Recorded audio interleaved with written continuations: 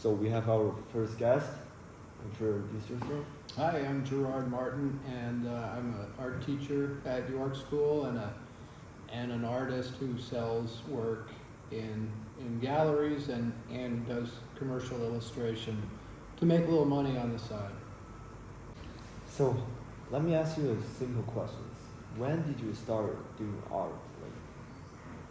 Good question. So there were different kind of levels of commitment. I think I learned that I was pretty good at art in fourth grade. You know, and I would draw for people. They'd ask me to draw something, and I could draw it, especially if certain things like a shark or an airplane. It wasn't that big a deal, and I didn't know that I was, an artist. But then later in high school, I got a lot of feedback, and I ended up sticking with art, and I did AP art, and that told me that maybe I could study this in college, and so I did, and stuck with it for all these years, going back and forth between the idea of working as an artist and teaching, and usually doing both, because I can explain more about why both works for me as we talk about this. So you're saying since fourth grade, and you were just doing great on like drawing and art stuff.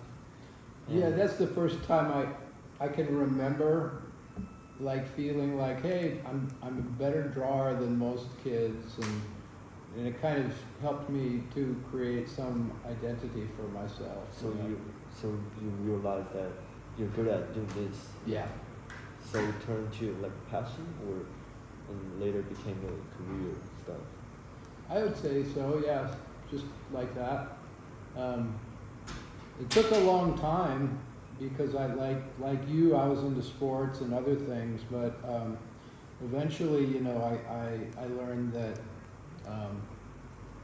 this was something that potentially could be a career, and that's when I started to make it more of a passion. So when you turn art into a passion or a career, how did your family react to you pursuing art? Good question. So my dad was a medical doctor. He was a general surgeon, Oh, and I think he was a little nervous about it, a little concerned, not really sure if that was a good choice or if that would make money, but he was always supportive. Yeah. But the reason I felt like he was nervous about it is because he would tease me. He'd make jokes. He'd go, "What are you like?" He would say, "What are you going to be, a doctor of art?" Or something like that. And just that was his sense of humor, and I think after I kept sticking with it for all those years, he finally was kind of proud of me and supported me. Yeah. But so it took a while. It took a while to make that, to convince him and to convince myself that I could do it. That's nice. But my mom was an artist. Oh, she was a housewife, but she did paintings, and so to her credit, she always kind of supported me. She inspires you to. She did. Do art. Yeah. That's nice. Yeah. So, at what point so you turn art like from passion to like a more of a career or business? Yeah. So I did an art. I did in my first college. I did a classic kind of fine arts study path, and that was helpful, but it wasn't enough. I realized that if you're going to study art, you have to study art with a very specific focus. Otherwise, you know, you're just going to come out and you're not going to stand out in the crowd. You're going to have some skills, but you won't be able to identify an area where you can make a living. And so then I went to another school that was really like professionally programmed to teach kids a very specific skill or trade. Mm-hmm. And it was called Art Center in Pasadena, and they taught me how to be an illustrator, which is a type of art where, you know, you make images for magazines and newspapers and posters and online. An illustrator they're kind of maligned by fine artists, but they're really usually very well trained in to make art for money. Mm-hmm. And that was a really good program, and they taught me a lot of skills, and it was a good school. And then I just had a lot more confidence coming out of that program. Yeah, more experiences. I was able to get work, and I did. I lived up in San Francisco area and worked as an illustrator for a couple of years. That's nice. Yeah. That's how the arts, journey became like a more of a professional or career. Yeah. And it helped, you know, certainly being down in Los Angeles helped because there's just so much opportunity for creative people in LA because there's entertainment. Getty Center. There's just, tons of museums. Tons of art. Disney and DreamWorks and all these entities are present down there. So you can find a way, you know, it's hard, it's still hard, it's harder now than it was then, but you can still find a way to make a living if you really love it. And so I still do illustration jobs. Still doing it? I still do some illustration jobs for people in Monterey. Graphic design organizations will call me and do jobs, but mostly what I do outside of teaching is I do fine art for galleries, and so that's a different kind of art. That's not commercial art. That's art. Commercial art is well, it's like advertising or editorial, working for, you know, being told what to create for a magazine or so they'll come to you and they'll say, I want a picture of a plane flying with a pot of soup underneath it, you know, or something weird like that, which was actually an assignment I had for a book cover. And so you have to go home and create this image. It's you're working with an art director who's telling you what to do. So I've done that, but when you do fine art for a gallery, you just, you do landscapes, you do, farm workers. In my case, I do a lot of farm workers or sailboats or fishing boats, and you just put it up on the wall, and if people like it, they buy it. And so I have 2 galleries currently that show my work in Carmel, and that's a source of income for me. But it's also, a source of joy, and I really enjoy the process. And I meet a lot of artists through this because I'm very involved in one of the galleries, which is the Carmel Art Association, and they're the oldest art co-op west of the Mississippi, and they've been around for 100 years. And so a lot of really famous artists have gone through the Carmel Art Association, and it's just a great organization to be a member of. And so I've gotten very involved. I'm on the board there, and I sell my work out of that place, and so it kind of keeps me, gives me another side to teaching. I enjoy teaching, but I enjoy creating too.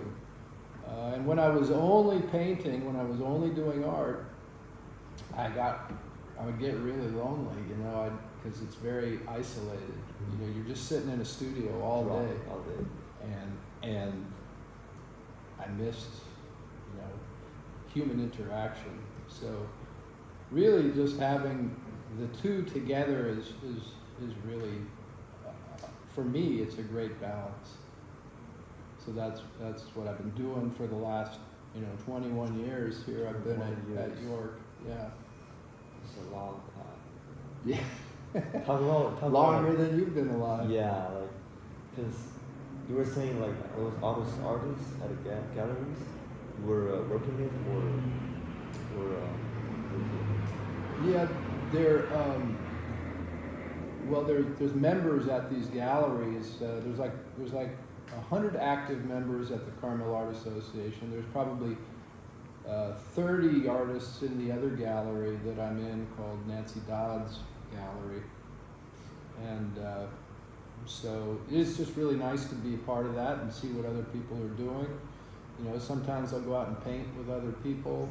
You know, we'll paint on location, which is called plein air painting, where you paint a landscape or a cityscape.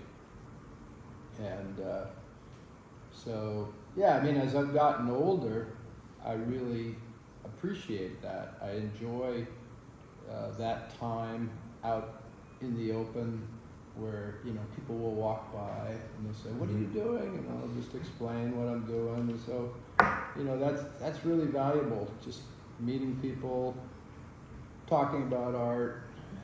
It's it makes my day kind of enjoyable. so do you consider art more of like your passion or your as a business? Yeah, I go back and forth. I think lately it's been more of a passion. More of passion. There have been times where I've been under pressure to make money, and to be honest, that kind of takes the fun out of it. You know, for me, when I need money, and I find myself, you know, doing a whole bunch of paintings that I don't really like, but I think will sell. But at other times, I just do what I want, and I just, you know, I think if I enjoy it, usually people will enjoy it as well. So yeah, it's a good question though. I think you can't just make it about your passion, because it's kind of a, you know, it's the kind of endeavor where if you sell work, that gives you permission to do more work. So you really want to at least think about what people like. I think it's kind of foolish not to. But at the same time, it has to be something of you in it. It has to be something of your personal interests, or it's not gonna feel real. Yeah. So yeah, you got to walk that fine line between what do I love, but what are people buying right now? What do people love? What do they love putting? And also, you know, what kind of frames should I put on the piece? That's an important decision. And what size is selling? You know, I like making really big paintings, but when they don't sell, you got to store them in your studio. Yeah. And it's you know, where the frames are really expensive for those big ones, but you can always paint over them too. You know, if they don't sell. So yeah, a lot of questions come into play, and you just have to. You get better at it with time, knowing what you do well and what people like in your work, and then you try to you try to find that balance of what am I doing well, how do I feel today, what is the weather like. Sometimes when you go out and you paint outdoors, the fog comes in, and that's a real bummer. Yeah. So there's all sorts of challenges, but it's worthwhile. It's a lot of fun. That's nice. Yeah. So, like all that, when did you first sell your first artwork? When did you sell? The first one I remember, I was a teacher and I put it up in a school gallery, School gallery. and one of the other teachers' spouses, one of the other teachers' wives bought it. I think that was the first one that I sold. So that teacher is your first customer.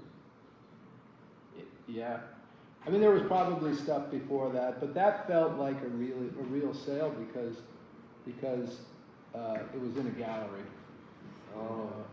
So and I didn't really know the person that well, so that's something that's really exciting to sell to a person that you don't know, because they're not buying it because they're friends of your parents, they're close to you, or they watched you grow up. They're just buying it because they like the they painting. love your art. Yeah, it's a real compliment. I think it's Yeah. an important distinction. It's the biggest compliment to an art, teacher or. Yeah, yeah. So I remember those. And then, I met these people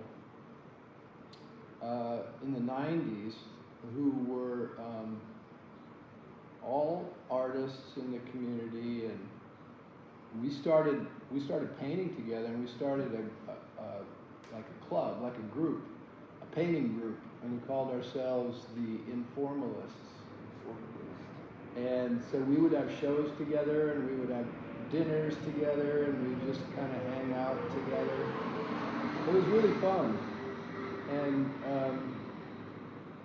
and that made me a much better artist, having friends like that, and being able to compare our works, learn from them, and then I applied for the Carmel Art Association in 2003, and I got in, and then I started selling a lot more work, and at the time I think I was trying to sell like 50 paintings a year, which was doable, and I wasn't teaching for a couple of those years, so I was painting a lot. Now, I just paint on the weekends and during the summertime. That's a hobby. It's a little more than a hobby because it's a business. I mean, I order frames, and I order canvases, and I order paint, and I have a studio, and I keep it all set up. So I kind of feel like it's a little more than a hobby because I paint a lot in the summertime. But that's how much I can do it. It's really hard. It's hard to come home and paint after a long day, especially when I'm coaching and stuff. So how do you decide the price of your artwork? That's a good question. My prices have not gone up with inflation, but I have an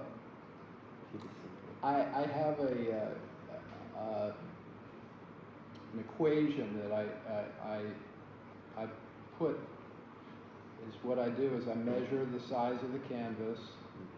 So say it's 11 by 14, and I multiply that times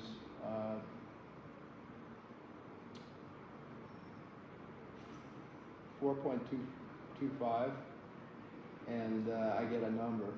Yeah. And so it's based on size. Oh. Yeah. So so a really big canvas is going to be quite a bit more money than say an average size like an 11 by 14 or a 16 by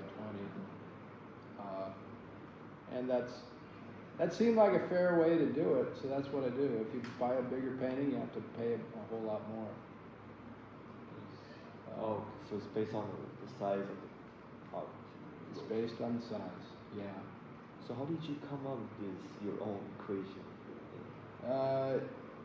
Just comparing with other artists and seeing what they're selling for. But there was in the last 2-3 years, there's been a lot of inflation. Yes. And I got to change the price. I got to raise my prices because you can't buy the same things you can buy. Yeah. But it's scary because you don't want to alienate customers because you Yeah. know that If you raise the price, then yeah, then that's- you're in a that's- whole other category. You're being compared with other artists and you and do that, better. yeah. So, but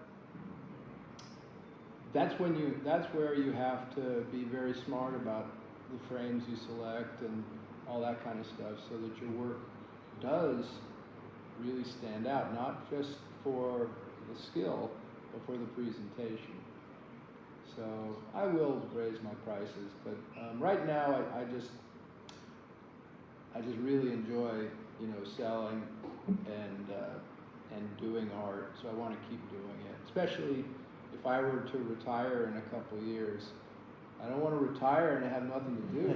You know, I want to keep drawing. I want to start traveling. I want to drive up and down the coast, taking pictures, going back to my studio, doing paintings. It's fun. It's something I can do for many years. Yeah, that's a passion. That's for making money. Yeah. Making a little money, but mainly keeping busy and meeting people. I like meeting people. Yeah. So what does success means to you? Success to me is all about staying busy, being permitted to have hobbies like this painting, and by permitted I mean selling enough to justify, because it's kind of like, my wife would probably tell you it's a kind of a selfish endeavor because I do a lot of stuff on my own. But that's success to me, and success to me is also having a variety of interests. So like I feel very fortunate living in this area and being a part of a couple of organizations like the Carmel Art, York School, and the Monterey Peninsula Yacht Club, where I have friends and I get outdoors a lot. So and I have two wonderful sons that I'm really proud of, and my wife has been great. We've been married for 31 years. So for me, I feel like that's pretty good. That's pretty good. That's success. So you talk about your son. Are they also doing art or? No. Oh. Funny you should ask. They're doing medicine. So they're doing what my dad did. Yeah. They've gone back to that because, and I think it's a natural switch. It's like a pendulum. Mm-hmm. Like my dad was really, really smart with mathematics and science. I was more intuitive with the arts and you know, go back to your son. and I just went back to my son. And your grandson is gonna be into art again. Maybe so. Yeah. But my sons are pretty artistic, but they also have this amazing memory. You know, they can remember bones of the body and diseases, and it's impressive to me. So one is a doctor and one is in the third year of medical school. So that's good. That's pretty neat. I'm proud of them. Yeah. So overall, what would you rate your business from 1 to 10? Like, successful, or is it just okay? Yeah, it's a good question. I tell my wife that I'm kind of in a holding pattern right now because I really want to paint more, but I can't right now because I'm coaching and I'm doing and I'm president of this Carmel Art Association, and I don't have time. But this summer I will. So, and in a couple of years, if I retire, you know. But all in all, I mean, I can't complain. But I just really want to paint more. so that I'll have opportunities to, and so if that means that I'm less successful now, I can live with that, because I'm always thinking about it, and there will be a time when I can do more of it, so I'm content with that. That's nice. Yeah, Thank you for sharing your story with us, Mark. it's a pleasure. It's a pleasure to have you here. Yeah, thank you. I think that's the end of the channel. Thanks for watching.